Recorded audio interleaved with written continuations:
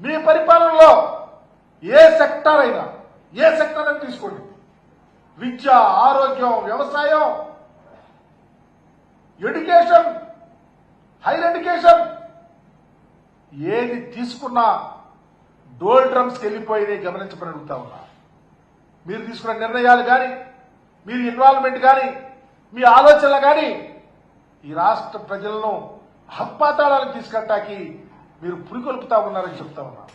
ఉదాహరణకు రైతాంగం సమస్య తీసుకుందాం. రైతు ఈ రాష్ట్రానికి వెన్నెముక. అయితే మీ ఆలోచన మాత్రం ఉంది, అది రాష్ట్ర ప్రజలకు తెలుసు. మిమ్మల్ని నమ్ముకుంటే ఒక్కతోక పట్టుకుని గోదావరి ఈదినట్టేనని, వ్యవసాయమే దండగనటువంటి ఆలోచన మీరే ప్రజలకు తెలుసు. కానీ మోసపోయారు. మోసపోయి ఈరోజు ఈ రాష్ట్రంలో రైతు ఏ పంట వేసుకున్నా, వ్యవసాయం చేస్తే ఆత్మహత్యల దాకా వెళ్ళిపోయే విధంగా మీరు పరిపాలన చేస్తా ఉన్నారని చెప్తా ఉన్నా. వరేసుకున్న రైతు ఉరేసుకునే స్థితికి వచ్చారు. పండిన పంటను అమ్ముకునే స్థితిలో లేరు. జొన్న, మొక్కజొన్న, కందులు, శనగలు, పర్టికులర్గా మిరప, పొగాకు అలో లక్షణ అంటా ఉన్నారు. ఆత్మహత్యలు చేసుకుంటా ఉన్నారు. మా ప్రభుత్వం అలా చేయాల, మా నాయకుడు అలా చేయాలి. అధికారంలో ఉన్నప్పుడు వ్యవసాయాన్ని పండుగలాగా చేయాలని అనేక కొత్త సంస్కరణలు తీసుకొచ్చి ఈ రాష్ట్రంలో వ్యవసాయాన్ని పుంతలు తొక్కించినటువంటి ముఖ్యమంత్రి జగన్మోహన్ రెడ్డి గారు, డాక్టర్ రాజశేఖర రెడ్డి గారి ఆలోచనల ప్రకారం వ్యవసాయం చేస్తే దమ్ముగా వ్యవసాయం చేసుకున్నాం, బ్రహ్మాండంగా పండిన పంటకు గిట్టుబాటు ధర వచ్చింది, అమ్ముకున్నాం, సస్యశ్యామలంగా పల్లెలు బాగుపడి అని చెప్పినటువంటి జగన్మోహన్ రెడ్డి గారి పరిపాలన ఈరోజు గుర్తుకొస్తా ఉంది. వ్యవసాయం చేస్తే రైతుకు ఒక భరోసా, ఏ వ్యవసాయం చేయాలి, ఎలా చేయాలి, ఊళ్లలోనే తీసుకొచ్చి రైతు భరోసా కేంద్రాలు అమ్మటానికి ప్రత్యేకంగా పండిన పంటకు గిట్టుబాటు ధరించి ప్రభుత్వమే కొని లాభాల్లోకి తీసుకెళ్లేటువంటి పరిస్థితి ఈరోజు ఏమైపోయింది? ఆ ప్రభుత్వంలో చేసినటువంటి అంశాలు ఏమైనాయి?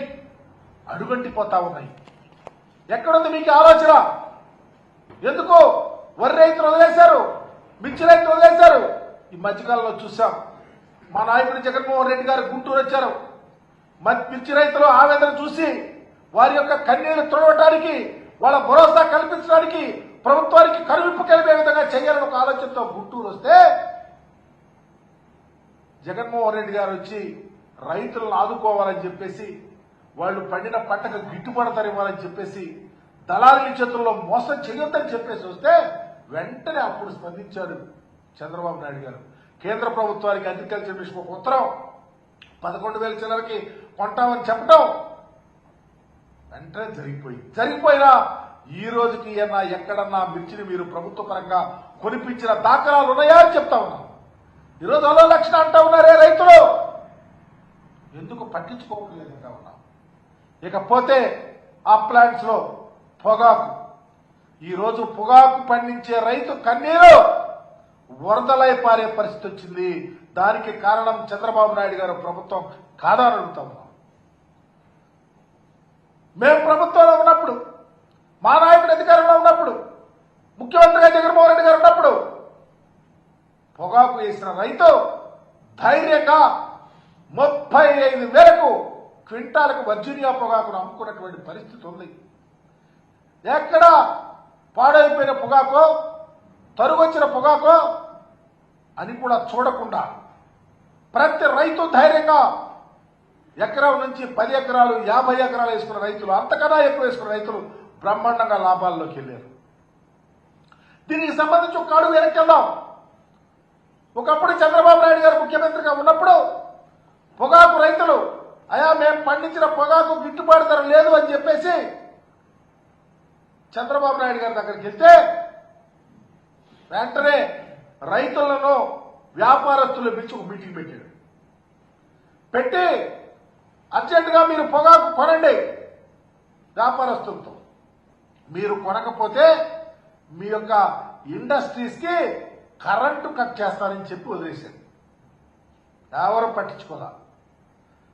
అదే రైతు అసోసియేషన్స్, వైఎస్ఆర్ కాంగ్రెస్ పార్టీ అధినాయకుడు జగన్మోహన్ రెడ్డి గారు ఈ రాష్ట్రానికి ముఖ్యమంత్రి అయిన తర్వాత ఈ రాష్ట్రంలో ఉన్నటువంటి పొగాకు రైతులు వెళ్ళి కలిసి అయా మేము పండించినటువంటి పంటకు గిట్టుబాటు ధర ఇవ్వాలి, వ్యాపారస్తులతో మాట్లాడండి, వ్యాపారస్తులతో పట్టలేదు, దళారీలు పెరిగిపోయారు, మేము పంట మొత్తం పనికిరాదని చాలా తీసేస్తారని చెప్తే వెంటనే అప్పుడే స్పందించి వ్యాపారస్తులతో ఏమన్నారు తెలుసా జగన్మోహన్ రెడ్డి గారు, మీరు పండిన పంట పూర్తిగా మీరు కొనకపోతే నేను కొంటా, ప్రభుత్వం కొంటుందని చెప్పేసి 118 కోట్లు పెట్టి మార్కెట్ ద్వారా ఈ రాష్ట్రంలో రైతు పండించిన పొగాకు మొత్తాన్ని కొని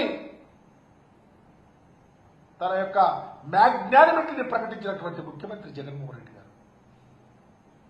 అది రైతు భరోసా, రైతులకు ఒక ఆత్మస్థైర్యం. అది ఏమైపోయిందని అడుగుతా ఉన్నా ఈరోజు.